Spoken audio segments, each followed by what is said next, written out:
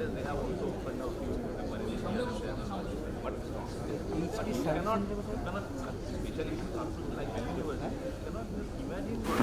it working? Hello.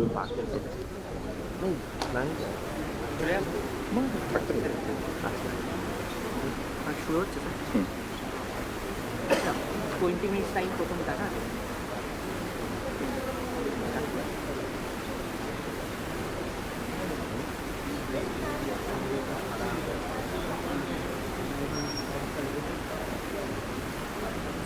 May I have your attention, please?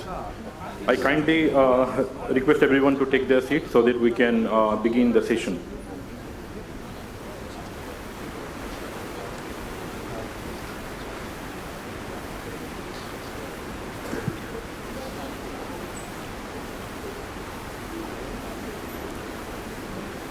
Good morning, everyone, and welcome back to day 2 of the conference. I hope you all had an insightful and engaging experience in the previous session. It is now time for the third technical session of our conference on dynamic processes of the Earth. This session focuses on experimentation and modeling of Earth and planetary processes, a critical area that combines theoretical frameworks, laboratory experiments, and computational model to unravel the complex mechanisms driving the planetary processes and surface processes. We are honored to have the session chaired by 2 distinguished experts in the field, Professor Sumit Chakraborty and Dr. J.K. Thompson. I would now like to request our esteemed chairs to kindly come onto the dais.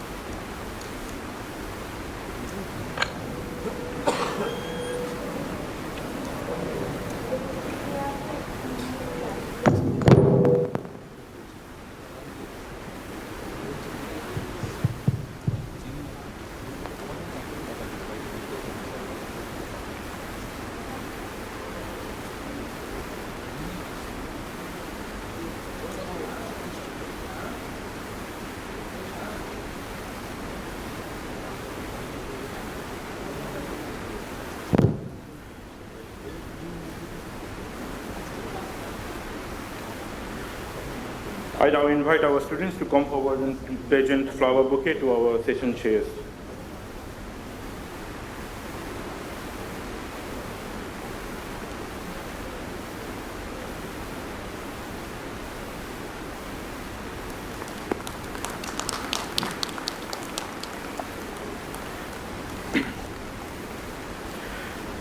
The keynote speaker for this session is Professor Sujoy Mukhopadhyay. The timing for the keynote presentation is 20 minutes, including questions and discussion. Following that, we will proceed with a series of presentations, each lasting 15 minutes with questions and discussion. With that, I now hand over the session to our esteemed chairs.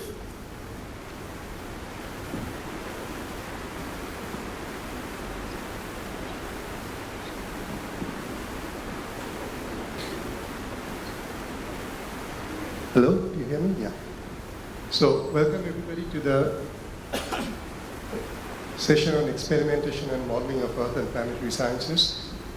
And it's a pleasure to welcome all the speakers, and I think I'll just get started without much delay. So, it's a real pleasure to welcome Sujoy Mukhopadhyay from Arizona State University, and his talk will be on Earth's accretion and early evolution from xenon and fluxual isotopes.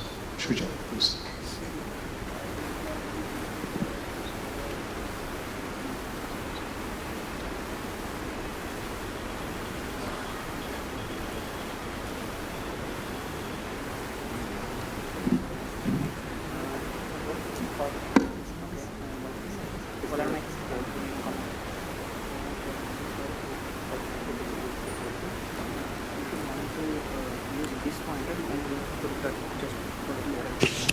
So what you will do, if you want this one, then I will start here. So you can hit point here, you have to look back there. Okay? PPT start करो. Will it be fine? Or this one is good? Which one? That's Both. fine. And the red switch is for pointer, and this is for slide change. Okay.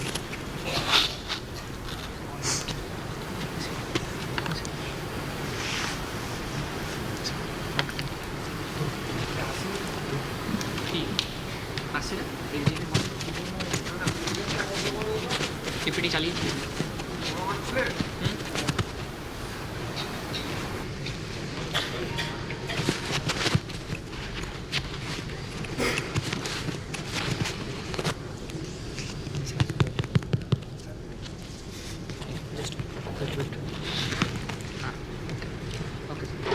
Okay. Well, thank you to the organizers for allowing me the opportunity to talk. So it's a privilege to give the keynote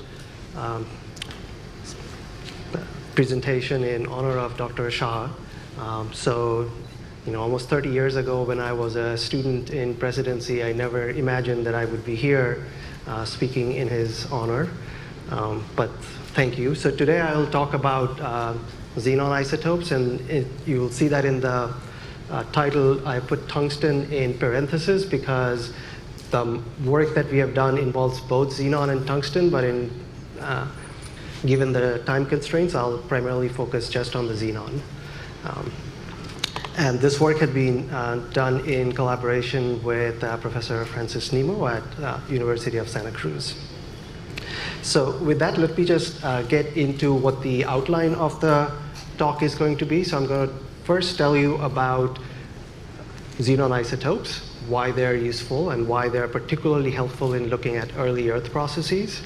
I'll give you some observations that we have made in the past 10, 15 years on present day sources in the mantle and what that can tell us about early Earth.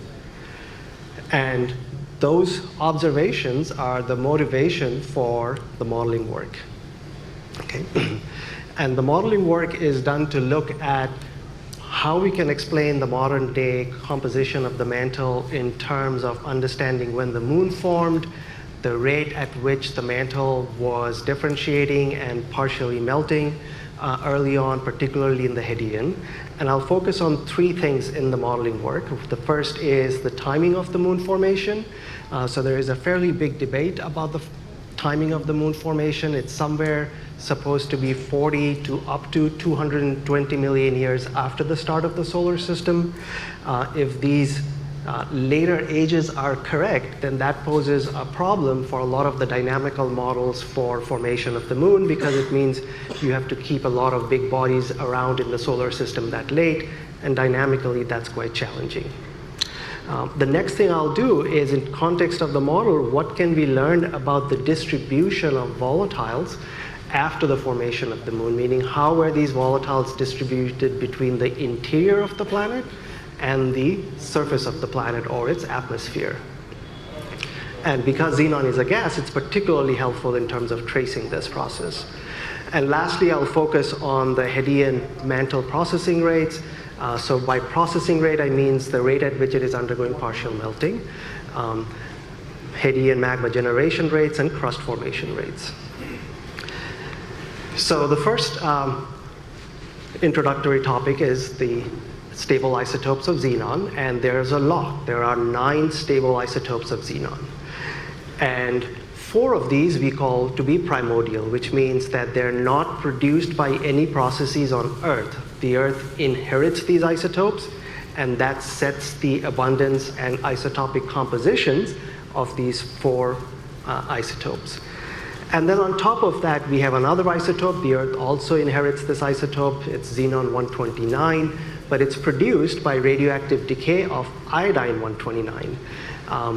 The importance of iodine-129 is that it was around in the early part of the solar system's history, but it's now extinct, and it becomes extinct after 100 million years. So again, this particular isotope is going to be present only for the first 100 million years of Earth's history. And then we have 4 additional isotopes, 131, 132, 134, 136, and these are produced by spontaneous fission. But they're produced by spontaneous fission of 2 separate isotopes, plutonium 244, which is also an extinct radioisotope. So plutonium was alive for the first 500 million years of Earth's history, and it's produced by uranium, which is still alive. Now, plutonium and uranium produces these 4 isotopes in different proportions, which means that if I can measure these isotope ratios in rocks very precisely, I can figure out what fraction is coming from plutonium and what fraction is coming from uranium. And if I have a reservoir that has undergone very little degassing, most of these isotopes will come from plutonium. If I have a reservoir that has undergone extensive degassing, then most of that isotope is going to come from uranium. And the reason is that because plutonium is only alive for the first 500 million years, a lot of degassing after 500 million years will deplete all of these isotopes, and then the only available pathway for producing these isotopes is going to be uranium-238. And then if I have some kind of an intermediate degree of degassing, I'll have a mixture of these two. So one of the things to kind of notice in this talk is I've color-coded these isotopes, so any kind of plot you will see any isotope that will be colored in purple is going to be primordial, which means it has no pathway for production. And then here I am starting off the Earth with primordial isotopes of xenon. This includes all of the 9 isotopes. And then over time, I'm going to produce some isotopes from radiogenic and fission ingrowth. And so here are some examples. And again, in all of my slides, if you see a green colored isotope, that is going to be coming from iodine around for the first 100 million years. If it's going to be red, it's going to come from uranium. If it's going to be orange, it's going to come from plutonium. So I start with an initial set of xenon isotopes, and then I produce them through radiogenic ingrowth and through fission of plutonium and uranium. And then I lose some of these isotopes through degassing. So notice I'm going to just take out a chunk of these isotopes. And now, depending on when I do my outgassing, I will keep replenishing some of these radiogenic isotopes. But if it is late, then I do not replenish any of my iodine-produced isotope, and I do not produce any of my plutonium-produced isotope. I will only replenish the uranium-produced isotope. So what this means is that the rate of degassing and the timing of degassing is going to affect the radiogenic isotope composition of these 9 isotopes. And so I've listed these 4 different components that are going to be present in the Earth's interior. And because we have lots of isotopes, we can uniquely determine what fraction of each of the isotopes are coming from primordial, what is iodine derived, and what comes from plutonium, and what comes from uranium. Okay. So here is another kind of schematic. This figure shows you time on the x-axis and the isotope ratio on the y-axis. So on the top I have the iodine-produced xenon-129 against this primordial xenon isotopes. And again, remember, this is only alive for the first 100 million years. So if I have a differentiation event which fractionates iodine from xenon, I generate a reservoir that is degassed, and that'll have a high value compared to a reservoir that is undegassed or unprocessed.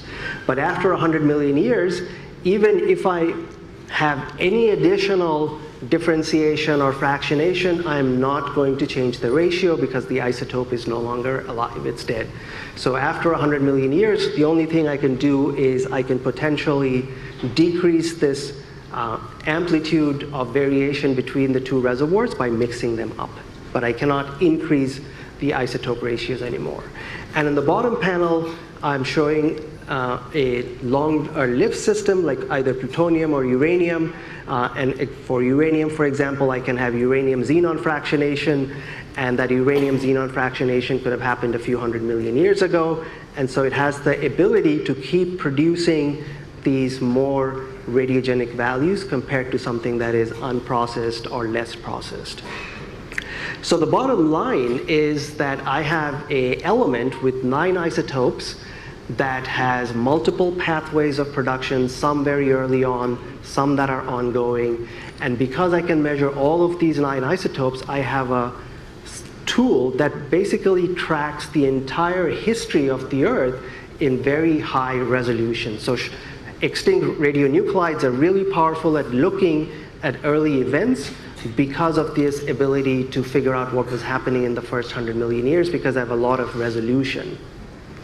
So one schematic way of thinking about this is if I'm just looking at accretion, I would look at the iodine-xenon ratio. If I'm looking at the accretion and the Hadean, I will look at iodine-plutonium-xenon ratios.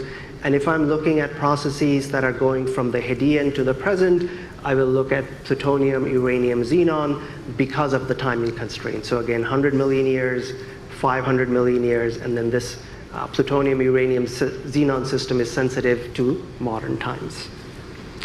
So with that, let's look at just one key aspect of the difference in what we consider the mid-ocean rich basalt source and the plume source in terms of these xenon compositions, and what that can tell us about the Earth's interior. So here is a figure on the y-axis shows again the iodine-produced xenon against this primordial xenon. So again, green color is iodine, purple is primordial, and on the x-axis is the helium-xenon ratio. So these are some of the measurements we had done in our lab. So this is showing where mid-ocean ridges plot. This is showing where some mantle plumes plot. And so the basic point is you can see that there is a difference in this iodine-produced xenon isotope ratios. The helium-xenon ratio doesn't change that much. But this has a much higher xenon 129 over xenon 130 compared to the plume sources. So for a very long time, the argument was that this difference comes about through subduction of atmosphere. So the atmosphere plots down here. What you notice is, again, that the atmosphere has a lower value than both plumes and morbs. So obviously you can kind of imagine that if you take this lower 129 value and you put it into the morb source by subducting air, you can pull this value down. But here is the critical point. When I make a plot like this, a mixing between two different components like morb and air is going to be linear. So that means that if I subduct air into the morb source, I can only evolve along this line. If I subduct air into the plume source, I can only evolve along this line, which means that I can't go in this direction through subduction of air. So the only possible interpretation that is left is that this has to reflect a iodine decay signal, that this is some difference in the xenon 129 produced from iodine 129, which right away tells us that the difference in the plumes and the mid-ocean rich basalt sources were created sometime during Earth's accretion. And so that's going to be the framework in which we will do our modeling. And so here is going to be the observational summary. So what we see is for plumes, and I'm not going to really talk about tungsten today, plume sources have slightly lower tungsten isotope ratios than morb sources. And plume sources have lower iodine to plutonium produced xenon, and they have a much higher proportion of plutonium produced xenon compared to uranium produced xenon. When we look at morb sources, they have a higher iodine to plutonium produced xenon, and their plutonium to uranium produced xenon is much lower. So right away this says that this morb source has been degassed more, so it has lost more of the plutonium produced xenon, and it has been replenished by uranium. And so here is again our cartoon framework where 80% of our mantle we are taking as the mid-ocean rich basalt source, which is partially melting to produce the oceanic crust, and then the bottom part is the plume source. So talking now about the modeling results, we are going to use a very simplified model. It has got 4 stages. In the very first stage, the Earth is accreting through small bodies. It is differentiating into a core and a mantle. And during this process, xenon is being lost from the mantle to the atmosphere. We are not going to track the atmosphere for the problem. And then part of the iodine might be sequestering in the core because iodine can get siderophile. And then in the second stage, we have a giant impact where something about the size of Mars collides with the Earth that generates a global magma ocean, homogenizing most of the planet. Again, during this process, there is going to be loss of xenon. The third stage is delivery of more volatile rich impactors. And we know that we need these kinds of delivery to account, for example, for the siderophile elements that we see in the Earth, such as palladium and iridium, ruthenium, and so on, because we know that to account for the abundances of those elements, we need these late accreting material.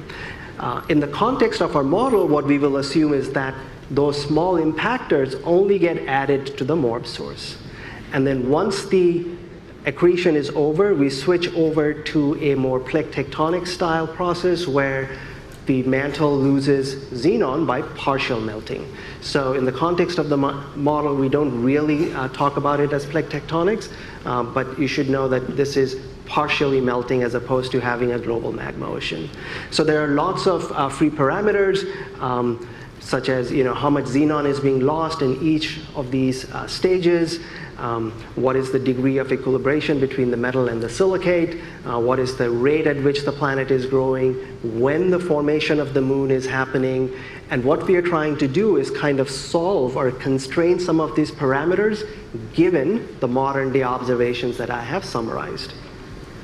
So there is a set of couple differential equations that we solve. I'm not going to show that. Instead, we can just look at some examples. So this is an example of the accretion history that we look at. So on the x-axis is time in million years, and this is the mass fraction. And so this accounts for a range of growths. And in all of these, you'll notice kind of a vertical step. And those vertical steps are basically the giant impact that leads to the formation of the moon. And so what we are trying to do is to constrain the latest time period that would still fit the modern day observations with respect to these giant impacts. So I'm going to show one example realization of these models. So we are looking at the iodine to plutonium produced xenon, and the top is the morph source and the bottom is the plume source. And these shaded regions are basically the compositions of the modern day mantles for the morph and for the plume. And so here what you see is a giant impact that happens at sometime around 75 million years. And after that, Earth is still accreting, and then it switches over to this plate tectonic style outgassing. Now, one of the things you notice is that this particular ratio only evolves for the first 500 million years. After that, it is basically flat, meaning we are not sensitive to what has been happening with this particular system in the past 4 billion years, but we are very sensitive to what is happening in the first 500 million years. And so that's kind of what I'm going to focus on, is the first 500 million years. So the first result in terms of when the moon could have formed. So here is on the x-axis the timing of the last giant impact, and on the y-axis is the number of successful simulations that we can get. So remember, we are looking for a whole range of parameters in terms of how much iodine the Earth is accreting with, when the moon is forming, metal silicate equilibration, how much xenon is being lost. And one of the things you notice is that as the timing of the last giant impact becomes later and later, our successful scenarios drop, such that after 90 million years, we find no successful scenarios, which basically constrains the formation of the moon to a time period prior to 90 million years. That it's basically prohibiting any moon formation after 90 million years and still able to match the modern day observations of the plume and the morph sources. And as I said, I'm not going to talk about the tungsten, but the tungsten basically constrains this last giant impact to no earlier than 40 million years. So what we are basically doing is putting a bound that this is happening sometime between 40 and sometime between 90 million years. And in terms of looking at the overall successful scenarios, it turns out that the most likely range is somewhere between 50 and 80 million years after the start of the solar system. And again, this was kind of, we thought, a powerful approach because we didn't actually pick any particular values. We were allowing for a whole range of parameter space search and saying, when are we violating, or under what conditions are we not able to fit the modern day observations? And the answer is anything after 90 million years doesn't fit modern day observations. And anything prior to 40 million years doesn't fit modern day observations. So the next topic is the volatile distribution following the last giant impact. So again, this is the timing of the last giant impact, and this is the fraction of the radiogenic xenon. So this is the xenon that is produced within the Earth. And what you notice is that at most we get something like 5% of the gas retained in the interior. Now we do not outgas xenon on its own. Xenon goes to the atmosphere carried in bubbles like CO2 and water. And so under all scenarios, we are seeing at most 5% of all of the volatiles that could have been in the interior remained in the interior following the formation of the moon, which means 95% was on the surface.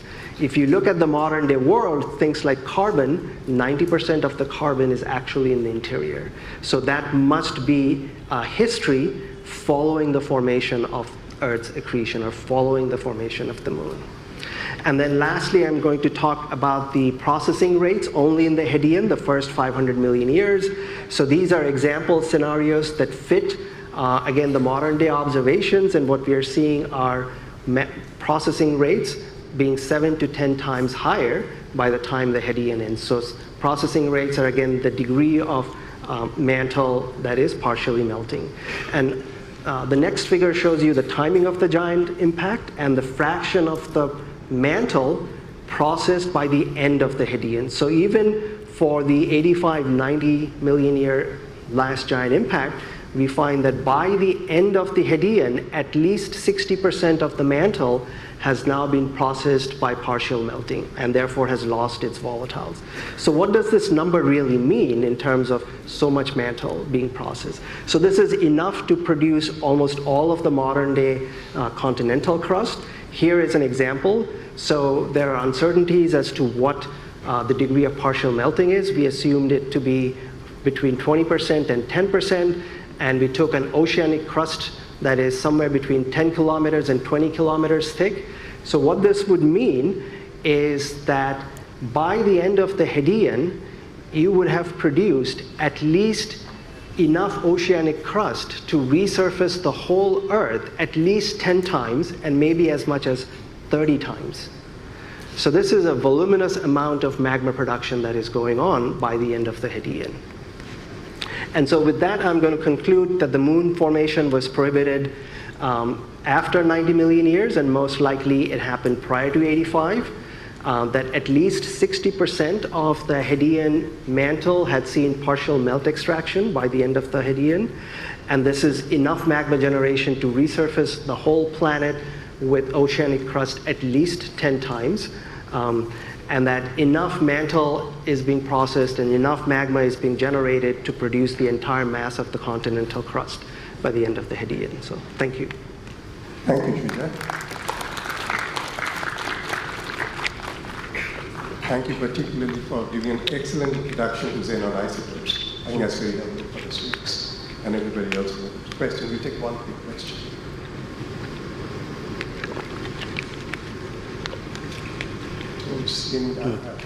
So during the degassing, we assume no fractionation of the isotopes takes place?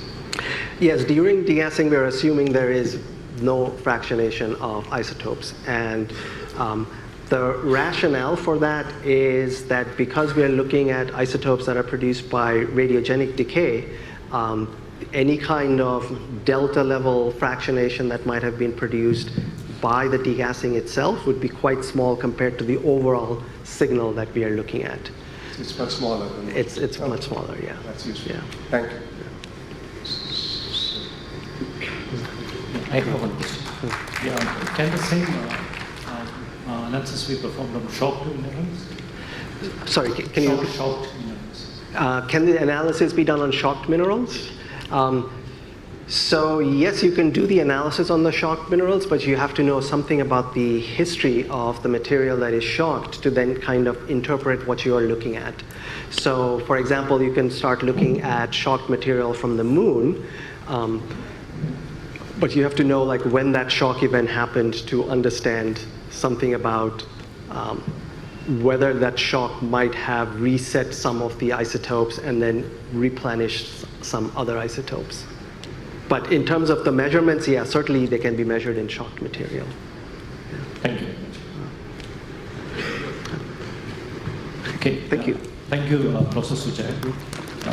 Moving on, now we'll be our session talks. We'll start with Dr. Arindam Datta from GSA Kolkata.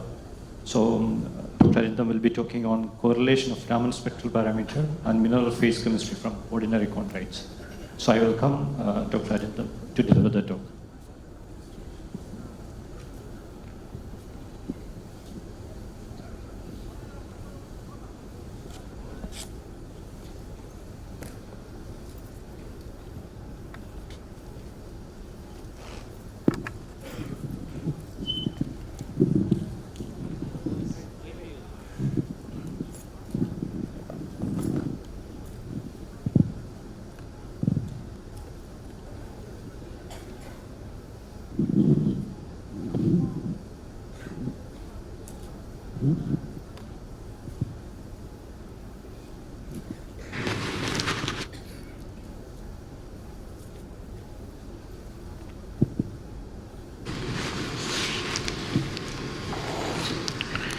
Use a pointer.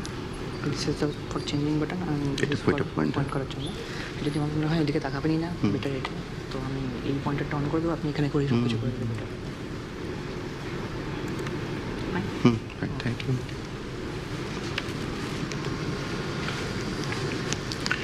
So may I start, sir? No. So good morning to all of you, and I just thank the organizer, especially Professor Shankar Bose, because I came very late. We know about this conference very late, but still he's accepting our abstract. Thank you for that, sir. So this particular topic is our standard GSI FSP program. It was done by me, my colleagues, Dr. Kaushik Chakraborty, Anindya Bhattacharya.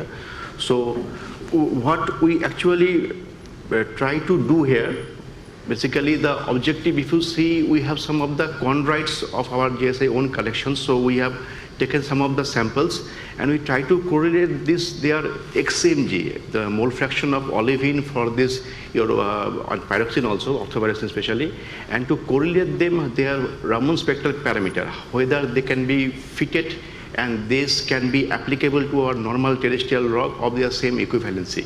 So on that note, we take this item, it's an experimental project of from our GSI end.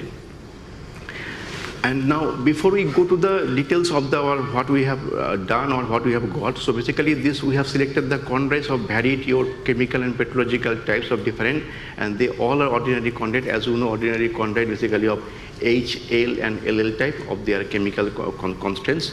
So this particular gamut of samples, if you see their distributions, so basically they have these 10 samples we have selected of H, L or LL, they are of different chemical, and the following number is given 5, 6 or 4, so the petrological types. So basically the ordinary chondrite, if I just go back, this is the sample, you can see this is the chondrule, this is the very tiny chondrule, this is their building block of these particular samples. And by mineralogy, if you see the mineralogy of this particular suite of samples, they are basically composed of olivine, orthopyroxene, sodium diazoxide albite, clinopyroxene, apatite, merilite, and a few opaque phases. They are including your magnetite, trollite, chromite, and some of the iron, nickel metals basically, either camacite or tennite. So basically, these are the very common mineralogy for this group of the chondrites. And if you see this mineralogy, so if we correlate them with our terrestrial counterpart, so they can be broadly fitted with the mineralogy component with the periodites or the pyroxenates, basically the lower to upper mantle clinop rocks. So these are mostly the gabbro, the olivine basalts or the picatic basalt, the dunite maybe. So by mineralogy, they are very close by them. You can be approximating them. So for this study, we choose this suite of the chondrites of different chemical and petrological types. Along with them, we also take some of the samples of the crustal, the lower mantle rocks of different tectonic setups, and we try to correlate whether the XMG we are calculating from this chondrite and from these terrestrial rocks, how far and how best they can be fitted with the XMG and their Raman spectral parameter, particularly for olivine and orthopyroxene. But if you see the texture of the chondrite, those have been very, well known in the study, the texture is completely different from the terrestrial rocks. This is the chondrules, these are called the chondrules. This is from the Bishnupur chondrites. So chondrules are very much conspicuous here. So for this study, we choose the samples for the chondrites. There are several types of, the condules. It's called the radial pyroxene, barred olivine, porphyritic pyroxene, granular olivine. It's a textural term, composite grain. So we try to estimate the XMG of the olivine and pyroxene through the EPMA of these different textural phases. And we try to corroborate the same, the minerals, same phase, mineral phase with their Raman spectral parameter at GSI only. So same sample, same grain of olivine or orthopyroxene of different textural affinity, we take their XMG in note, and same grain we try to have their Raman spectral analysis through the Raman spectroscopy study. But there are certain constants. The constant is that sometimes condules are really big ones. And we in the EPMA, we have a very better resolutions in the BSC or BSC images.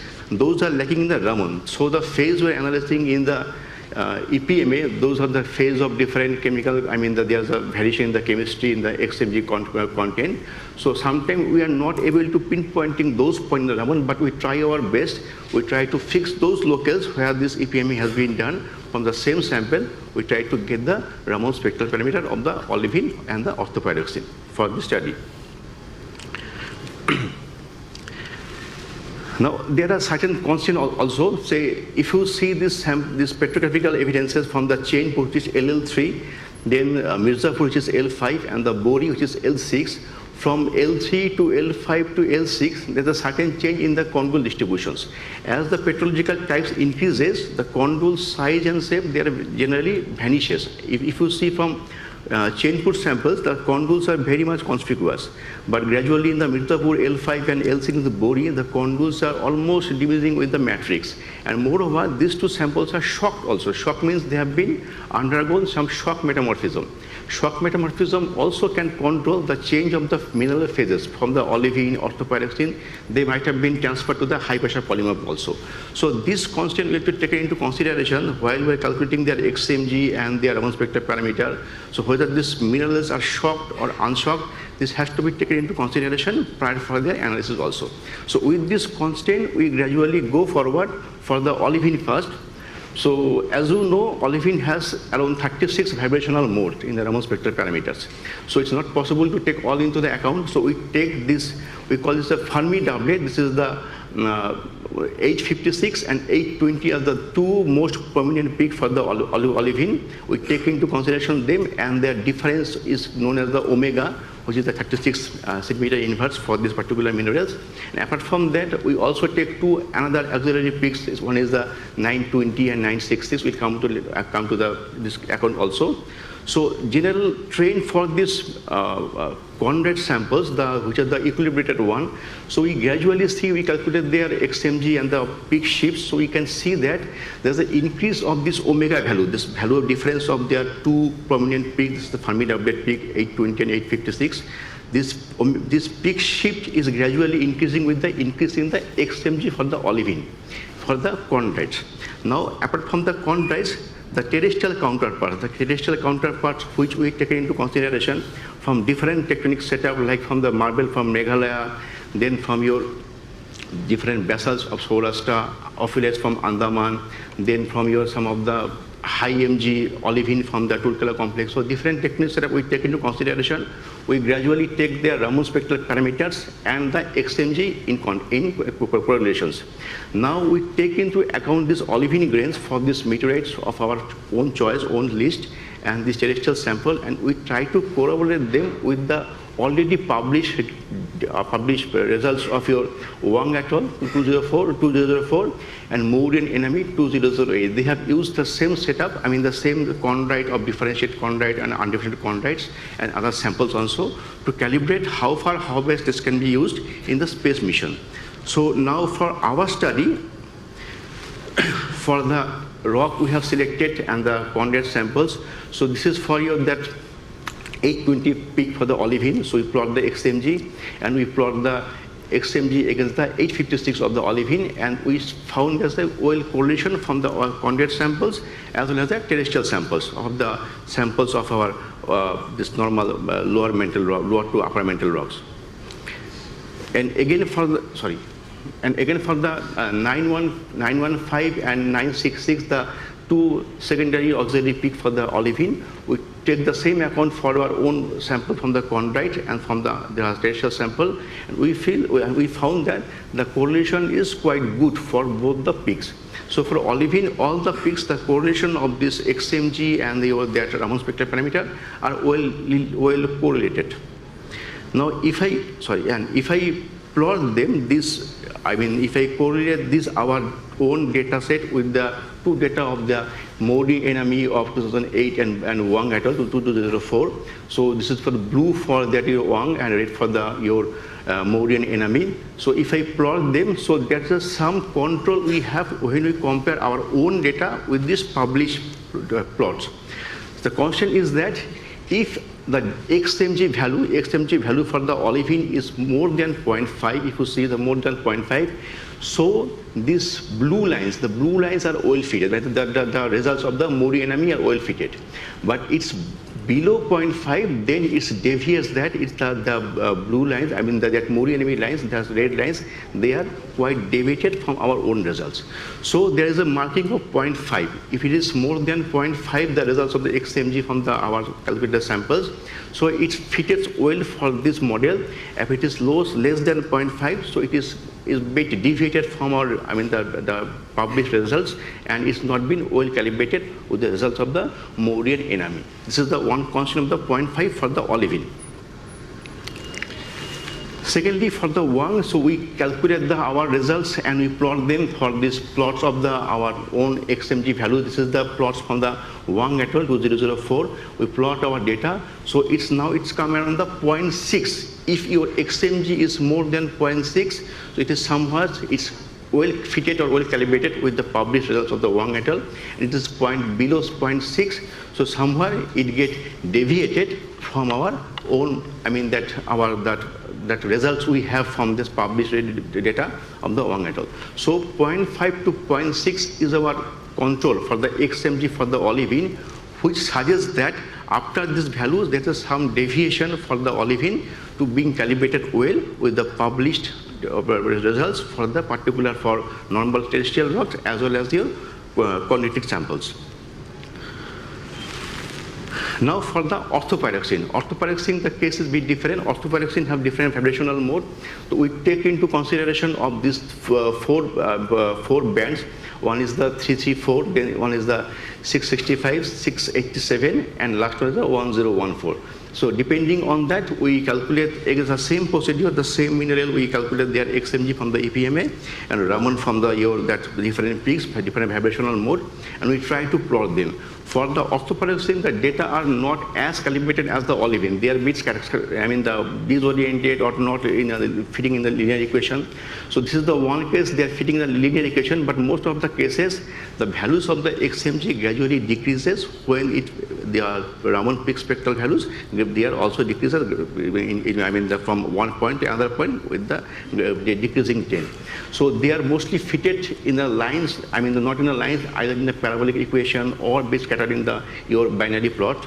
So for these orthopyroxene grains, so if you plot them in one of the model of the Wang, so this is the graph given by the Wang, the red one. So our data is plotting either beyond the graph, either on this side or that side. So data from the orthopyroxene are not as well calibrated as compared to the olivine for the chondrite sample as well as from your terrestrial rocks. So the data we obtain actually from the EPMA and what we got from this graph, if I fit them, so they are bit lowering estimation. So they are not fitting the estimation of what we observe for the olivine grains for both your chondrites as well as the terrestrial rocks.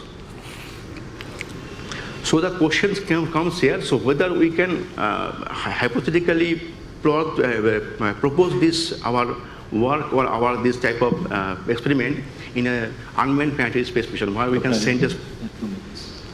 So one more slide, sir. I have one more. Where we can send a space mission and they can estimate what is the composition by taking this account of their own spectral parameter. So there are certain constants, as you see that for the olivine, as I told you, this is with a systematical variation in the peak position. It is generally increases with the increasing of their XMG values. for most of the peaks, the 820, 856, 915, 1966. But for orthopyroxene, we have certain constant, because the constant is that we cannot have a linear equations here. We have either parabolic equation or the different scatter plot, so we can plot them together, or we can see the control is not very much obvious for the orthopyroxene grain when you compare with the terrestrial and the olivine samples. And the olivine samples. So with this note, so we have some precautions, we have some constraint to utilize this theory or this proposal or this, the experiment in using the unmanned space mission, where we can have the control that you can send your space mission and you can take your samples, scan them by the Raman spectral parameter and know whether what computation it could be with this constant. So with this, I have completed my part. So I'm happy if we have some questions from your end. Thank you. Thank you all. Thank you. Thank you, Harinder. Can we ask a few questions?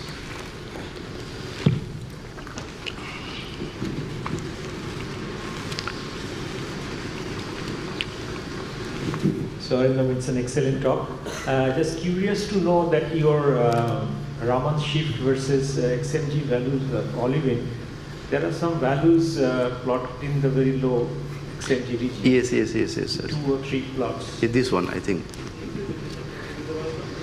So these are the, I think they're not the chondrite. This is the terrestrial, some of the terrestrial rocks.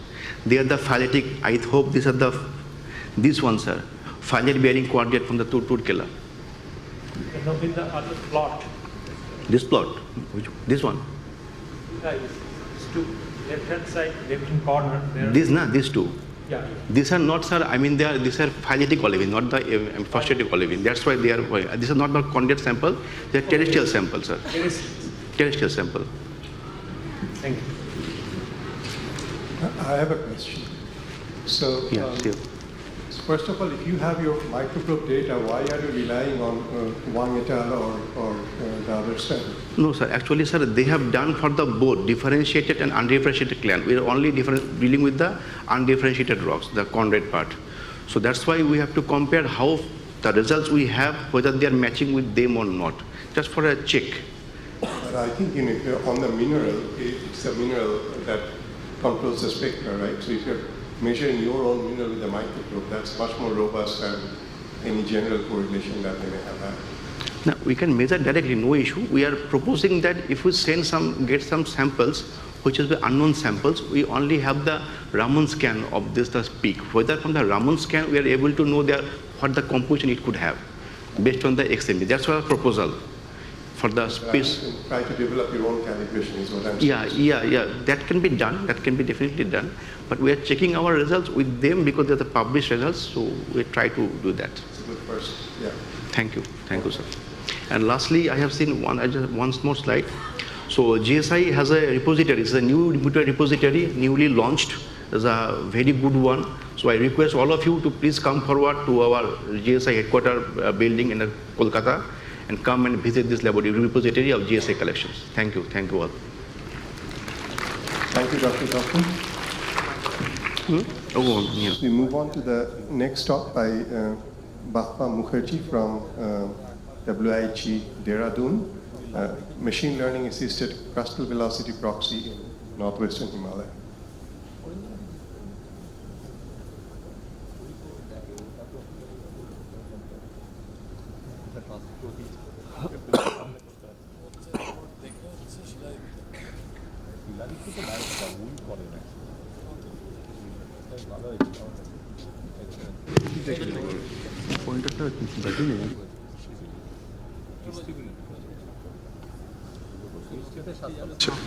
এখানে সমস্ত system করতে হবে অথবা on আছে either this or if you can choose this one.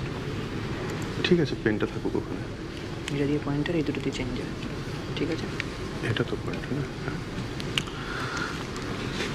So good morning everyone. Myself Bappa Mukherjee, currently serving as a scientist B at Wardian Institute of Himalayan Geology. So first of all, I am thankful to the organizers for giving me the opportunity to deliver a talk in this platform. And so today I am going to talk on machine learning assisted crustal velocity proxy in northwest Himalaya. So let us understand the problem and its importance through a graphical outline. So generally, if someone want to assess the crustal velocity movement, then one has to establish the permanent mode or campaign mode GPS stations. And it costs around, for permanent station, it is around 30 lakhs, and for the campaign mode, it's around 15 to 16 lakhs. So the question arises, can we predict or assess the crustal velocity from the existing GPS stations? So through the machine learning, the question is yes. And the answer is yes, we can able to assess the crustal velocity based on the existing GPS networks. So come to the material method section. Now, suppose we have the GPS stations, maybe this is permanent mode or campaign mode. So from these existing stations, first we have to consider few stations as a training station and few stations as a test station. Here the training stations are colored in the red color and the test stations are marked in the yellow colors. So in GPS basically we have the location, that is meant latitude, longitude, and in GPS we have two kind of velocity, that is easting velocity or northing velocity.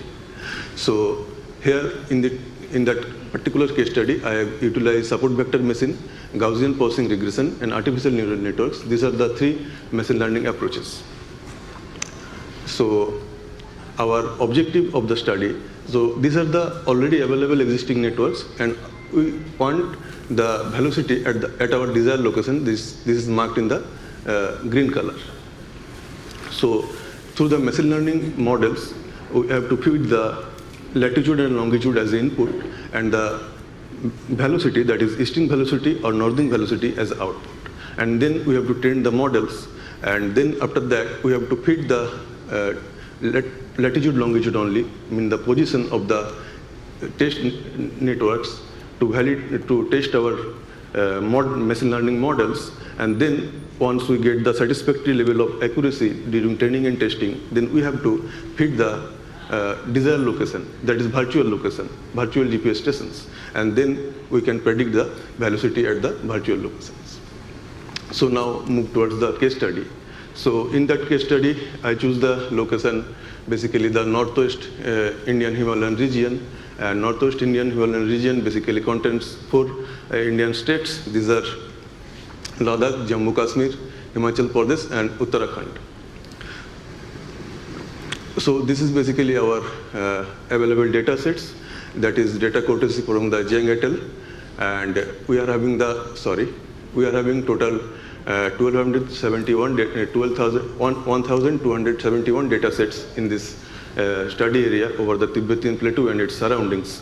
So in that case, to train the model, we have chosen this area, basically marked by the red color GPS stations. So these are 920 in number, and to test our models, we have chosen this area, mainly located in the Indian Himalayan region and upper part. So these are having 351 stations. So approximately 70-30 ratio, we have segregated our total data sets. So now we have to now it's time to implement the machine learning algorithms. So with these 920 stations, means data, means GPS velocity and their locations, we have to feed the data into the machine learning models. So as I earlier told that in this case, we have used support vector machine, Gaussian Poisson regression, artificial neural networks. These are the 3 machine learning algorithms I have applied. And these are the network architecture with the latitude and longitude. This is the position mainly feed as the input, and we designed 2 different networks to predict the easting velocity and northing velocity. So after train the model, here we have total 920 data set in a single channel. So now it is in modern machine learning. In earlier days, we generally to train the model, we have to, generally people segregate the data into 70-30 or 80-20 or 90-10 ratio. But nowadays, we generally use k-fold cross-validation.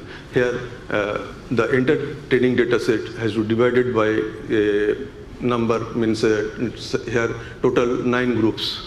And each of the groups having more or less same data sets. And using the leave one out model, suppose this particular case, this is the validation test, validation set, and the rest of the data used for the training. So here I have taken the value of k is 9. So entire data sets is segregated into 9 groups.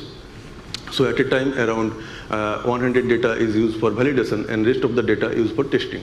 So for 9 times we have to compute the error, and once we get the satisfactory level of error, we move towards the test set. So now this is one of the example to check the performance of a particular model. Say suppose here for support vector machine, I have shown the accuracy performance of the V prediction. So this is figure basically the actual overlay plot of the actual and predicted VE, and this is basically the residuals. This is nothing but an indifference between the actual and predicted one, and this is basically the actual versus predicted, and to check how they closely related to each other and their regression value. And this is basically the histogram diagram of this residual plot to check that whether our error is concentrated towards 0 or not. So here we have seen our error is concentrated on the 0 and mostly varying between -2 to +2, and few of the data is having -4 or 4 range. So at this training stage we got the accuracy. Now once I satisfied with the accuracy level at the training stage, we must go for the test stage. So this is our test area I have shown in the earlier figures. So in the test region, you also have the existing GPS networks, and in this existing network, we have to fit the location of the existing networks and have checked that the predicted velocity using the support vector machine, Gaussian process regression, and artificial intelligence are closely related and having more than 90% accuracy each of the model provide. So now it is we have seen that the predicted one and the actual one are very well corroborated. So now our model is ready to provide the reasonable results. So the problem is, you can see in the Ladakh region, Jammu Kashmir region, Himachal Pradesh region having very less number of GPS stations. So our motto is to establish some virtual locations there. So we have selected a few virtual locations as per our desiredness. Okay. So in Ladakh we have chosen 45 stations. This is virtually, means as per your convenience you can put just simply arbitrarily. Okay. So in Ladakh, in Jammu Kashmir it is 24, in Himachal Pradesh it is 25, and Uttarakhand it is 21. And once we fit the location, it will give the model, machine learning model will give you the basically velocity. Easting velocity and northing velocity, and then one can compute the resultant velocity, and this is basically the representation of the resultant velocity and direction. So we found that Ladakh is moving around with velocity around 21.11 along north-west direction, and rest of the Jammu Kashmir, Himachal Pradesh and Uttarakhand is moving towards north-northeast direction with a velocity of around 28.3, 25.74, 28.47 millimeter per year. So the important findings of the study is that machine learning model can give you the can able to predict the GPS crustal velocity more than 90% in the training and test phase. So in the test phase, we have also seen that the predicted velocity is very well corroborated with the existing one in the known actual velocity. So one can use this machine learning technique to establish to get the crustal velocity without establishing more number of GPS stations to save much more cost. So as a whole, this study can be implement or give the fruitful inputs to the geophysicist and inter-geoscience community. So the take-home message is machine learning also can be applied to assess the GPS crustal velocity to avoid the more cost. Okay, so thank you. Thank you, Dr. Mukherjee. Thank you very much for staying on time and helping us catch up. Are there questions? So any question, please?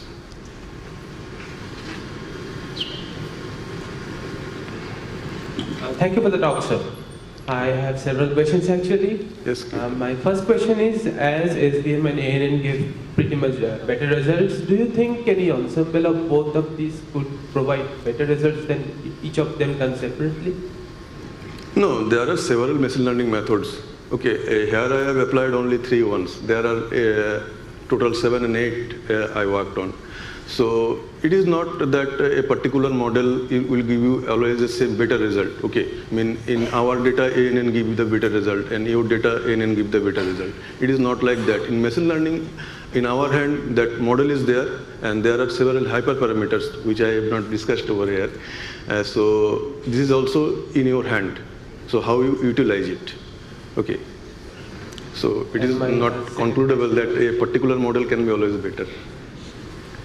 Thank you, sir. And my second question was that as the main data source for training data was data from previous stations, do you think gradient boosting could have performed better than SVM? What? Repeat, please. Gradient boosting algorithms? Gradient boosting I didn't use, but yeah, you can use it. Thank you, sir. Thank you. Are there other questions?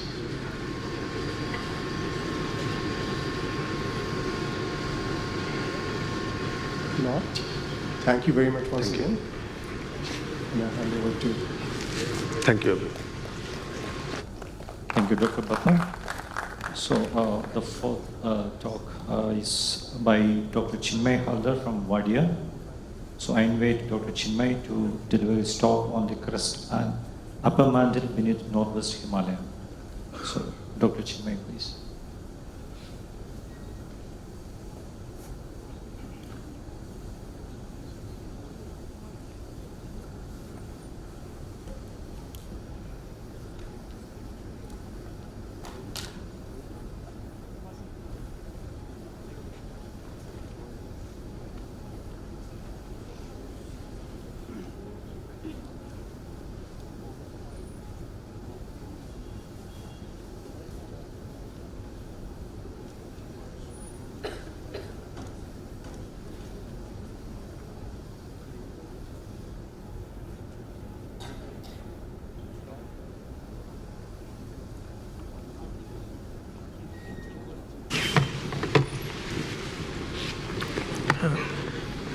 Good morning all. I am Dr. Chinmay Haldar, working as a scientist at Wadia Institute of Himalayan Geology. And title of my presentation is Crust and Upper Mantle Beneath the Northwest Himalaya.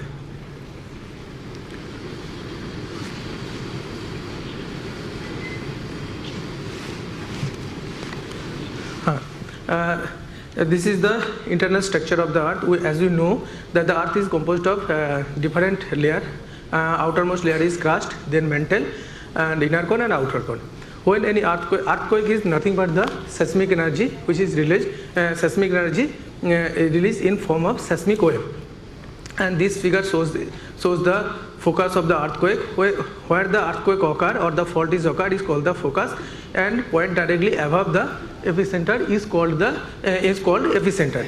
When an earthquake occurs, the seismic wave generated. And there are two types of seismic wave, body wave and surface wave. Body wave, the seismic wave which travels through the body is called the body wave, and which travels through the surface is called the surface wave. And this is the different composition, element composition of the crust. And there are two types of body wave. One is primary wave, and another is secondary wave. Primary wave is with the velocity is high, and secondary velocity is less. So any seismic wave which is generated during the earthquake travels through the body. So if we study this seismic wave or the body wave, we can tell about the internal structure of the earth. And earthquake is defined by two parameters. One is magnitude, another is intensity. Magnitude is nothing but the size of an earthquake, but intensity depends on the destruction caused by earthquake. Suppose we have one earthquake whose magnitude is 6 or any number, but it happened in the region where is no population or the no building or the hospital or the town. The destruction will be less, so the intensity will be low. And in the same magnitude earthquake, if occur any region where the in the populated city or the hospital or the school colleges is there, then the destruction will be high, then the intensity will be high. So same magnitude earthquake, intensity can be less or high. Here we estimated the crustal thickness or upper mantle beneath the northwest Himalaya. Here we have used the earthquake data. Here earthquake data is shown. Earthquake location of the earthquake. We have used this earthquake data recorded through the 21 station located in the northwest Himalaya. And here we use the very old method, that is the decipher function technique, to estimate the crust and upper mantle thickness. Decipher function is nothing but the time series data which gives the relative response below the earth. And here the different phase conversion. Then I have said that we have two types of body wave, that is the P wave and S wave, and this figure shows the different conversion of the phase. That is the when a P wave, direct P wave, incident and any discontinuity, its sum of its part is converted to S wave. This is the P to S wave, and in decipher function we use this P to S wave, and this is the equation of P to S wave. P to S wave here we term as a primary conversion, and these are for multiple time series equation of multiples. And our motive is to estimate the velocity structure and the thickness. So to get this velocity and the thickness, we have two unknown parameters, at least we have two equations. That means we have one primary converters and another is multiple. By solving this equation, we can get Vs and H, that means the shear of velocity and crustal thickness. And this figure, and here two velocity model is there. One is for sharp gradient and another is for gradational boundary, where the velocity change in gradational nature. And we estimated the synthetic receiver function. Here we can see that the peak of the receiver function does not change for the sharp boundary or the gradational boundary, but the shape is changed. And here this is the receiver function technique. At first we have source and we have recorder. When earthquake occurs, we have earthquake data recorded by receiver, that is called the seismometer, and we have the three component data, that is the vertical, north, south, the east, west. We have rotated our data by using the bag-azimuth, the angle of incident, to isolate the different phase. After that we have used deconvolution technique to eliminate the propagation path effect and normalization to normalize the source. And after that we have different combination of source and receiver effect. So we have different distance of source and receiver. By using the move out correction, we eliminate the source receiver distance effect. After that in receiver function we use the teleseismic data. That's mean earthquake which is beyond the 100 kilometer distance. So our amplitude will be less. To increase the amplitude or the signal to noise ratio, we use a technique that is called the stacking. That means individual receiver function we stack or sum to get the to increase the signal to noise ratio and the amplitude. This is the final and important stage is the inversion. By inversion we will get the velocity model. That means we have the observed P receiver function, and we generate the synthetic, and we match the observed synthetic by in terms of least square sense, and we will get the velocity structure. And we have used the receiver function inversion technique to all the data set recorded in this recorded through the seismic station. And this figure this is the crustal thickness we get by using the inversion technique. and our crustal thickness varies from 44 to 66 km throughout this region. And this figure shows the P to S conversion time below the receiver, and we can see here that the P to S conversion point, basically distribution of the P to S conversion point, and we can see that the P to S conversion point very closely to the station. That's mean our estimated crustal thickness value very much our estimated crustal thickness will indicate the crustal thickness below the receiver. And up to that, we know that if we know the velocity structure, we can tell about the properties of that medium, because velocity depends on the density, and if we know the density, we can tell about the different material of the composition. So here me and my guide mainly and me developed a technique to estimate the shear of velocity contrast across interface. That means if we have an interface, if we estimate the shear of velocity contrast, we can tell about the nature of this discontinuity without estimating the absolute velocity of the upper and lower layer. And here we can see that this is the amplitude of the P to S converted wave, and it is a function of density and velocity, and by different approximation we get the equation 2 from the equation 1. The equation 2 is the straight line equation, straight line equation where intercept is x and y is gradient, and also intercept and gradient are depend on the density and velocity. And this figure shows the different combination of converted and reflected wave. And by in this figure, we can see that the converted wave amplitude is dependent on the density.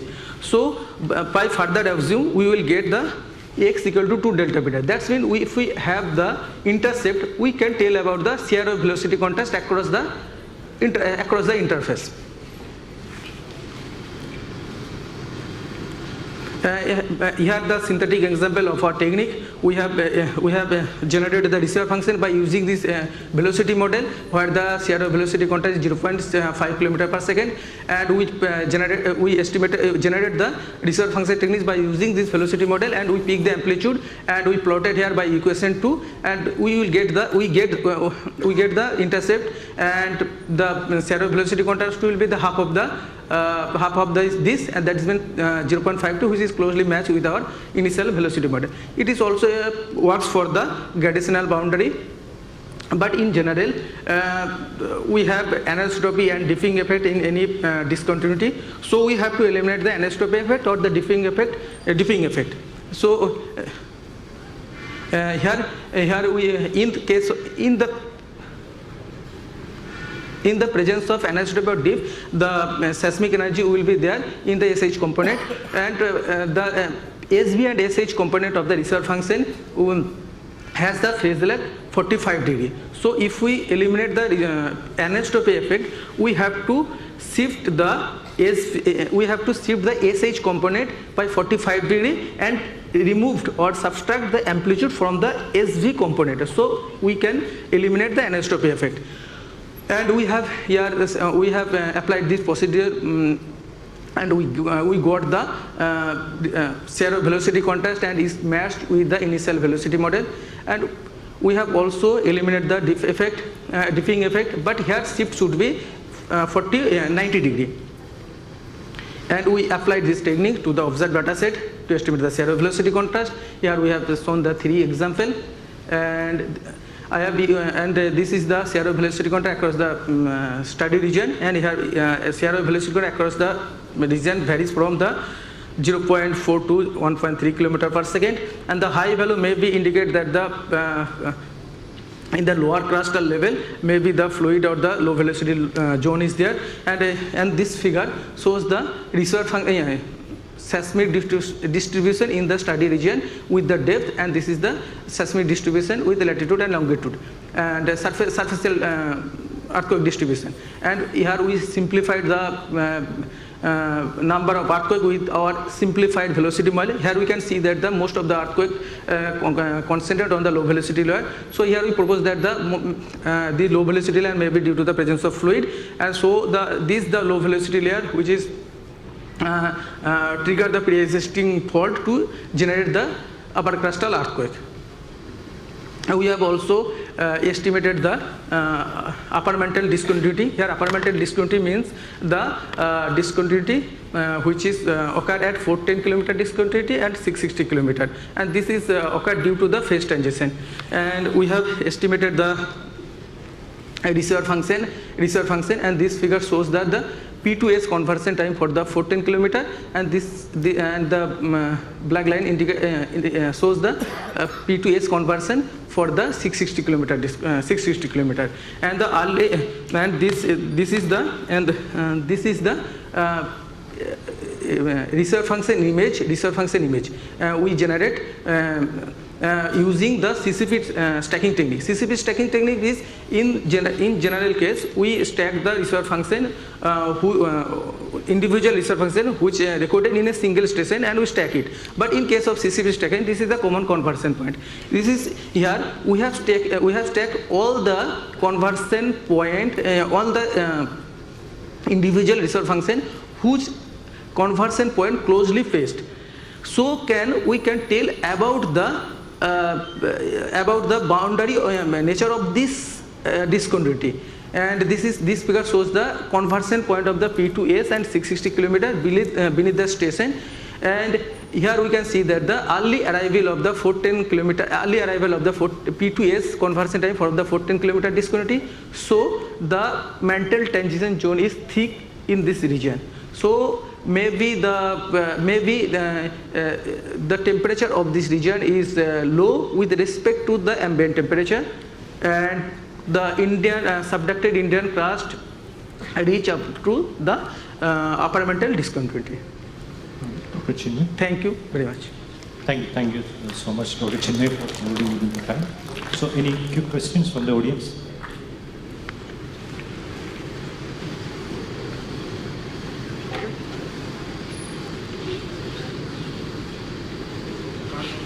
Any questions?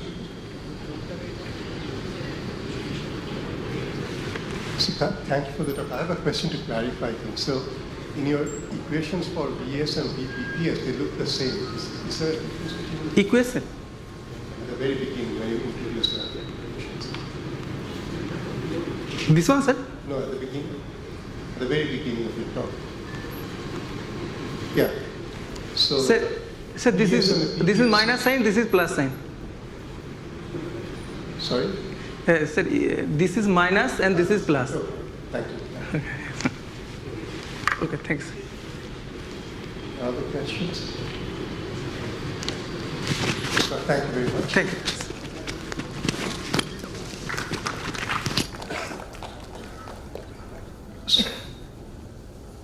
So the next talk on your schedule is going to drop out because Prabhakar Sangurmat is not here.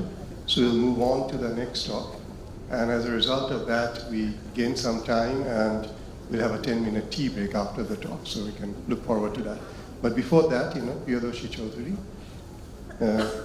I welcome Priyadarshi to come to the stage, and we'll be talking about integrating tectonic modeling with grain-scale diffusion chronometry, insights into tectonic processes under hotter and mantle conditions. Priyadarshi.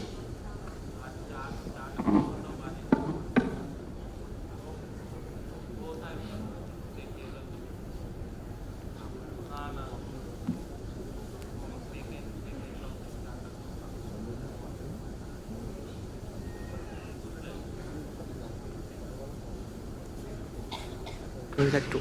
I have. It's not showing there. Okay, thank you, Mr. Chakraborty, and thank you for inviting me for this talk at Presidency. I hope I'm audible. So I'm going to talk today about not one work or something, but rather how processes can be understood by integrating different branches of geosciences that are more based on mathematical prediction and modeling. So I slightly tweaked the title. Instead of diffusion chronometry, I just integrated petrological to give a more broader sense of it. So I particularly work on earlier processes, understanding them. So a big question of that, of course, we all know is that when and how plate tectonics started, and then there are further second order questions like if it started at a certain point, was it similar to the modern plate tectonics or not, and so on and so forth. So to answer such big questions, often what we are struck with is that this diagram, which is one diagram from Taras, is that if you look at the x-axis is time and the y-axis is the depth of Earth. And as we go back in time, the rock record is extremely sparse. This is not to say there are not enough rock record, but the rock record is not at all, is actually becoming more and more not sufficient to tell the story uniquely or to give a unique answer to these questions. And therefore, people are now integrating different sorts of modeling into it and then trying to integrate them with the observations that we have from the rock record. So perhaps if we integrate these few things, often with the field geology, the classical things that we all have learned and we still do, with classic petrology, with thermodynamic modeling that we all perhaps have done, for example, PT calculations and so all those things, with more, I should not say novel, but more unused things nowadays is called kinetic modeling, like diffusion, which can give you some time constraints on the processes, the duration constraints, and then you can integrate these things with like large-scale geodynamic models altogether. And the results between these, all four can be tied up or can be exchanged to create a model that can explain the processes. So, as I was saying, I was more interested in understanding, for example, if plate tectonics started at around 3 billion years ago, which many geochemical proxies are suggesting, my question was the plate tectonics looked similar to the modern plate tectonics or not? In that, I particularly tried to understand that what would be the nature of the orogenic models at 3 billion years ago or at around that time. So for that, the geodynamic modeling I used, and I just give you brief essentials for that. So this is basically Cartesian domain. My models are 2D. And what you see is this gridding spacing. So I'm just showing this because it's a fundamental to understand the things that we'll say later on. And these are called Eulerian grids. Any model that you do in numerical system or numerical methods, you need to discretize your space. So this is nothing just that in 2D. And these blue dots are these cross dots. But what these models can also do is can have these red things, which we call markers. Just for the sake of it, just remember the names. And these markers can actually move between these grids. The benefit I will show you of this later on in the slides. But this, together with this two gridding system, what we basically solve while solving tectonic models is basically the continuity equation, conservation of mass, momentum, and energy. I'm not going to details of the mathematical formulations, but this is what we do. And then we integrate them with kind of rheological models, because that will determine the viscosity of the flow laws, how the material will behave under stress, and of course then the PT phase transitions to determine specific heat, density, and so on and so forth. So when we do that, then these are the basics of the model. Then you need to set up things which you need particularly to solve your question. So in our case, we try to do is like two continents. This is the zoomed version here. You can see the continental lithosphere on both the ends, and then you have oceanic lithosphere. So we wanted to see if the mantle was too hot in the Archean, as was suggested from many studies, what would be the effect of that mantle heat on the nature of the orogenesis? For example, for benchmark, we consider the modern day orogenesis as what we are often accustomed to, like Himalayan orogens. So when we ran the model for some almost like 50 to 70, 60 million years, what we can see, nothing but the evolution of the model is quite different from what we are used to understand. For example, Himalayan orogenesis. So if you look at the first panel, this is the subduction zone. The subduction zone is slightly retreating because the mantle is too weak under those hotter temperatures. As a result, after a certain point, you have a slab break off. You can't see the oceanic crust now, oceanic lithosphere now. And then you have a mantle upwelling region between the two continental lithospheres at a very shallow level, right? And this mantle is actually creating or inducing melting in the crustal domains of the continental crust. And because the continental crust is layered and have different melting points as such, you start delaminating the lower crust and the lithospheric mantle from the upper crustal regions. And in that you create this kind of domain. This is zoomed in here, where you create a thickened crustal zone, and then in front of it, you create a very thin crustal zone. So this is what we proposed as a nature of the orogenic styles that could have happened on a hotter mantle conditions, the mantle conditions which we understand may have existed during the late Archean to early Paleoproterozoic, for example. And the question is, this is the model, right? And how we can check if that is at all true or validate them. So there comes the advantage of these markers I was saying. So often what we do with the rocks is we do geochemical analysis, or I also have interest in petrology, so for us PT conditions are very important. So what we do is that some way, can we predict the pressure temperature condition of a particular zone in the crust from these models? And in fact, we can do, because the help of these red dots, which are called markers. These markers here are represented by these blue dots. Sorry, I didn't realize this blue and this blue become same. But anyway, these markers, if you look, were present here at some point. Then as the orogenic front moves towards this place, this marker came here. It got buried down, and you can see the corresponding, this is P and T. So it was here. As it buried down, it got heated up. You increase in PT conditions. Then again, it flows from here to here, in this case, with time. And you can see you have a decompression, but heating. And then again, it slowly exudes to the surface. So you create a peak temperature, and then you again move back to the surface. So from these models, we can then see how a part of the crust is actually behaving in the PT space.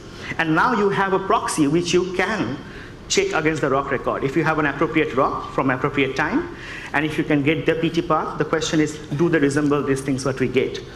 But not only PT, what we can also get now, because we have a time snapshots here, we can create TT, TP, any path that you want. So in this case, what we have a time here, and this is the temperature. So we can figure out what is the rate of heating or cooling this entire parcel's experience during its journey from here to here. And this is just the PT path. So I particularly chose these blue dots because it shows a type of metamorphism called high pressure granular metamorphism. I'm not going into details of it, why I did that, but I'm happy to answer that. So once you have that, even from this information, time temperature path, you can further get what we call cooling rates. Because often in the rock record, we don't preserve the prograde history that well. So we mostly deal with retrograde histories, right? So if you do that, what I did here, nothing but the same this graph, but I set the time at the peak 0, and the remaining is your cooling rates. So if you do that, you get a cooling rates for these blue markers here is varying within, well, around 8 to 30 degrees centigrade per million year. For the higher temperature section, that means, I don't know if it's visible or not, but it's 800, and this is around 600. So for that temperature window, when it is still hot enough, it is cooling rather at this centigrade values. And I can tell that if you consider the similar type of rocks, how they behave in the modern origins, they cool relatively faster. Faster means at least 1 order of magnitude faster. So the question is, again, so now we have a model. From model, we have petrological proxies or predictables. So can we then find this similar trend in the rocks? So for that, I used the Southern Indian granulites, and I happen to know this area for some time, and I knew there are particularly metamorphism at around 2.49, 2.44 GA. So it suits my time window because there the mantle should be hotter enough. And it also happens that there is a mafic granulite which supposedly have suffered a high pressure granular metamorphism. So just to give a brief about it, is that the rock is garnet CPX plagioclase with minor cores. That's the peak condition. Then you have a garnet breakdown to CPX and plagioclase as decompression. And then there is a further breakdown of garnet in presence of water to amphibole and plagioclase. And this is what the section we constructed, is that your peak, then you go to planopyroxene, then you go to amphibole. Now, what we also have is the garnet planopyroxene here as a diffusion zoning.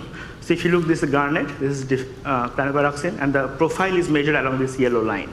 So this zoning is likely developed as a response of the FEMG exchange between these two minerals during the retrograde metamorphism.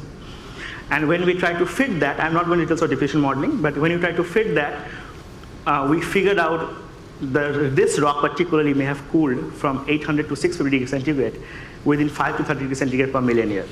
The range is because you may have changes in the diffusion coefficients or the temperature estimates and so on and so forth.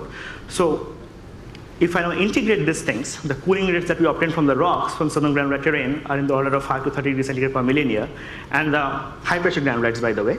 And the similar type of rocks, when we see in this kind of models, are also cooling rate within 12 or 10 to 30 degrees, as I showed previously. So there is a kind of a match, or there is a kind of a coherency that this kind of models can explain what we actually see in the nature. Now, just to elaborate this further, recently what we also did, it's a separate thing.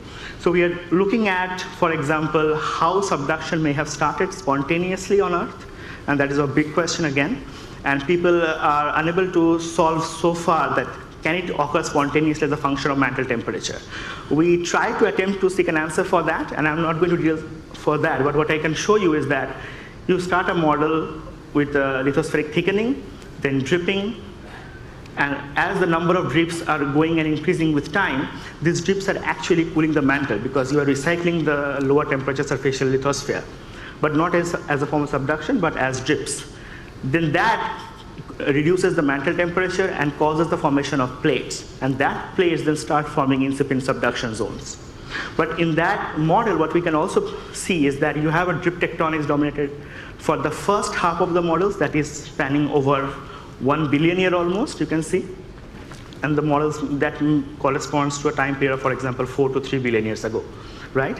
And you often, these models are also individually set by petrological people from geochemical models that you may have a non-plate tectonic setting on the early Earth. But the question is, we first time showed it in terms of the models, and again, to add a petrological connotation to it, we figured out the best thing to check these models is whether we can explain the formation of the felsic crust at that time. And that is the formation of TTGs, the tonalite, transurite, and granodiorite gneisses. So in that, this is the same. There are two settings in the non-plate tectonic regime. One is the drips, as I was showing, and another was the thickening of the crustal domains. So you can see these pink dots. These pink dots are the residues that formed after the TTG extraction. So they are a kind of a marker showing where TTGs may have been formed. And this is within the drips. Here is the pink dots, and here is the crustal thickening. So these are the two sites where they can form. And when these markers are plotted here, this is the PT space again. The dots are these markers coming from here and here.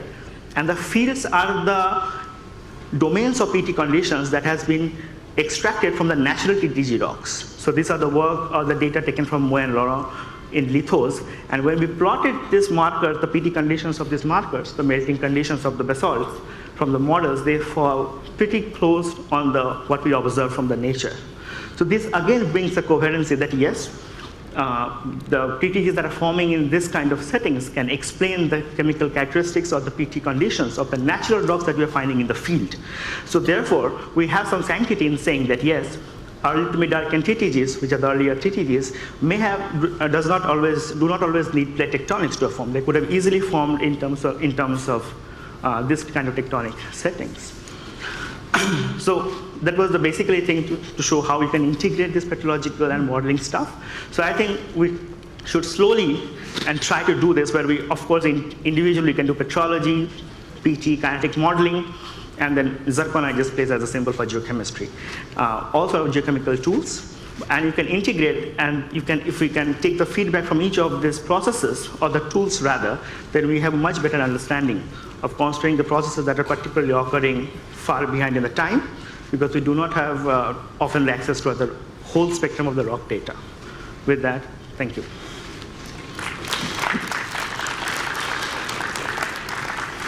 Thank you, Priyadarshi. Thank you also for finishing on time and your time for questions.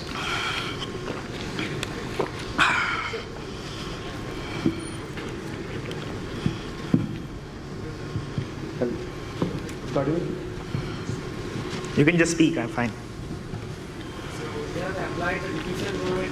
Can you use the microphone, please? You have used the diffusion chronometry in thermalite physics rocks. So, yeah. Out of curiosity, I want to know, is it possible to apply the same technique in the blue schist and eclogite physics rocks? Yeah, I mean, it depends on the mineral system that you're using and the elements, and whether the diffusion exchange happened above the closure temperature of in that domain or not. But I think eclogite you can definitely do because high temperature. Blue schist I'm not experienced, but if you can get a certain right pair of the elements and minerals within that temperature range, I think you can get it. Thank you. There's two more questions over there. Excellent talk. You talked about crustal delamination in your model. So for that, I wish to know that did you use a specific rheology and that led to that particular delamination? And how do you pinpoint that rheology for the delamination? Yeah, so no, we used this, again, parametric study. We used various rheologies that are available. So we used weaker rheology, for example, that are proxied by quartz, wet quartzite model. And we also use some dry or more stiff rheologies in terms of dry granulite or felsic. These are different models I'm saying. But we use over a spectrum. The problem is we got delamination in most of them, except one which is extremely dry diabase they are called, which is extremely, extremely stiff. And I don't think that's very realistic. But the problem is here, delamination is happening, of course, there is a rheological control, no doubt. But all the rheological models are dependent on the temperature. Because your mantle is coming up, you are bringing so much high temperature at a shallow level, you are automatically creating melting. Now, once you start melting, that melts is now facilitating the delamination.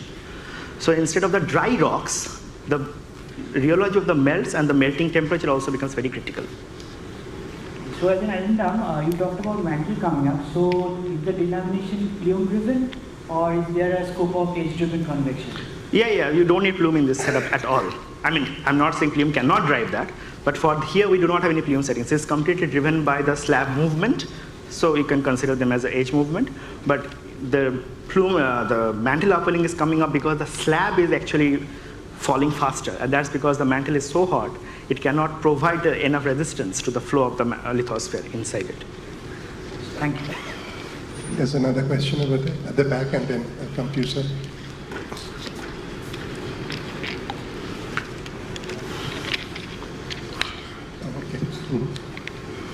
Priyadarshi, this is a question perhaps not directly related to what you have talked about today.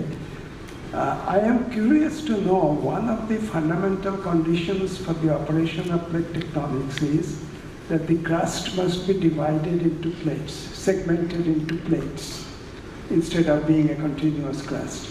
So in your model, how do you account for the segmentation of the crust into different plates? So in the first case, because we are studying the nature of the plate the orogenic process, we initially imposed a boundary, the plate tectonic boundary, which was imposed with the help of a weak layer, and we are enforcing it. In the second case of models, which I show a spontaneous transition from drips to that, so we are not, because the 2D model, we have a restriction that we cannot have a 3D distribution of the plates, but what we can see is that because drips are also creating lithospheric discontinuities, and so that is then facilitating. Use the microphone, get the microphone. Because it's important for everyone to follow the discussion. Yes, sir. Behind you, yeah. So fundamentally, is it, are you suggesting that it is the operation of the drips at different locales which is giving rise to the segmentation of the crust into different plates? That was one of the implied inferences from that paper, because one of the major things is how you can create discontinuities in an otherwise homogeneous lithosphere. And you can have damage systems given by Berkovici and all those people. But even in the damage, you need to create the damage first. And how would you create that?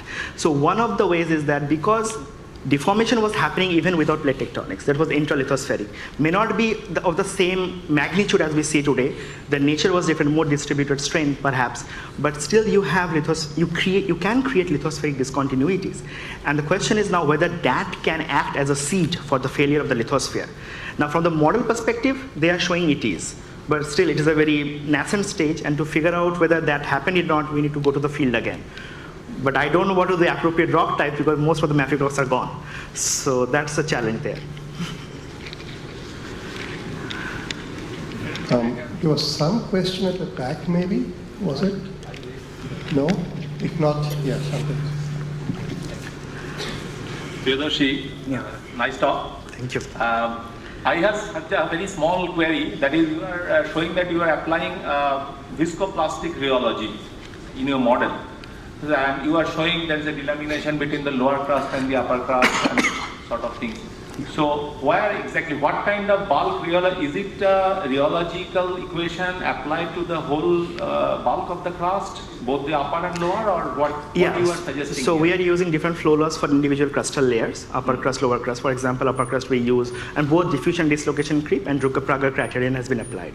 The idea is that whatever the limiting strain rate would be, that will determine the viscosity. In viscoplastic, how do you apply Drucker-Prager? So will be a more so we use it as limiting agent, so such that it should not go above the brittle failure.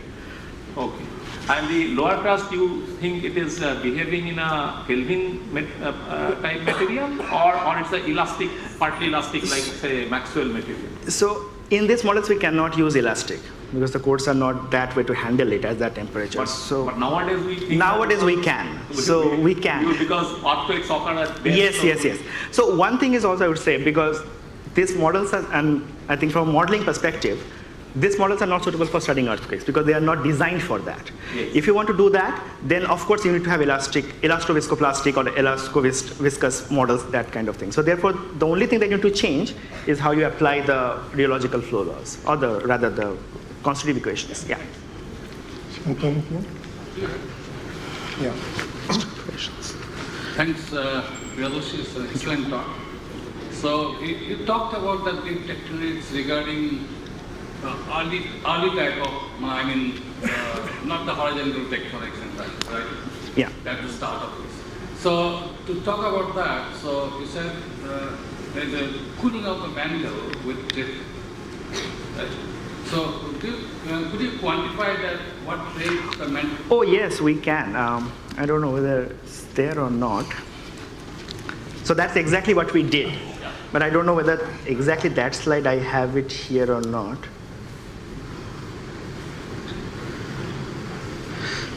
So one way of it's not a quantification directly, but you can show what is happening at a one snapshot. So if you look at, so what we're looking here at the formation of the rigid, lithosphere. So this is again the drip stage, one snapshot of it. And this is the subduction stage, one snap of it at one time. So what we're looking at is that how horizontal velocity of the lithosphere is. This is the proxy for how the strain is accumulated. Here you can see the formation of plate, as in you do not have internally strained condition that much, so you're transmitting it, so which is corresponding to the lateral motion of the plates, whereas in this case you do not have. But the heat is the heat flux. And at a one snapshot, we can see that how the heat is coming up or going down. So we actually calculated over time, like the average heat loss from the mantle, and we could actually show that the mantle heat is declining, in terms of potential temperature. Okay. So did you try this with the 3-dimensional model? No? We will, but that will require a lot of computational things. So that is the problem right now here. But in terms of simplified models, yes, you can. But these have a lot of petrological calculations also, and that takes a bulk of a huge amount of time. So in 3D, I'm saying. So yeah. Thank you. There are no questions. I have one, Rheology. So if you go back to the DTG generation, this is something that came up yesterday in a discussion, so I want to hear you about that. Yeah, so one of the things is you're melting, making the DTG at quite high depths at 15 to 20. It's 15 kilobar, roughly. 15 kilowatts. And what you also know from petrology is you need hypersmelting to do that.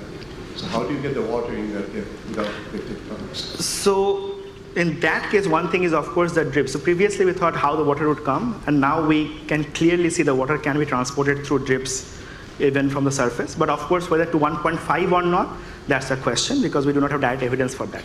But recently paper came out, not recently, last couple of years, that they could figure out the oxygen isotope from zircons, I think by Hugh Smith and all.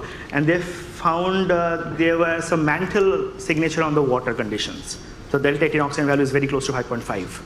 So if that is significant part, I'm not saying it is, but if it is, then you can also have water coming out somewhere from the deeper sources. And you always do not need surface water to go down. But that's a separate discussion. You can still have water coming in through drips. The problem is having water here at the base of the thickened crust. That we are not sure how we can have water. So if the mantle water may have played a critical role, that would solve this conundrum here. But for the drips, you can easily have water coming on, because these are basically greenstone facies rocks. the greenstone belt, so it can bring down water. So it's not a big problem. If it can take water. The reason I bring it up was because there was a talk yesterday on Bundelkhand gneiss, and there are apparently some indications that it can have deep water quartz veins in there. So that would be a good tea time discussion. So with that, I'll let you get started on the tea time break, because I don't want to cut into that. But that's something we can discuss over the break. Thank you, everybody, and convene in 10 minutes. Thank you.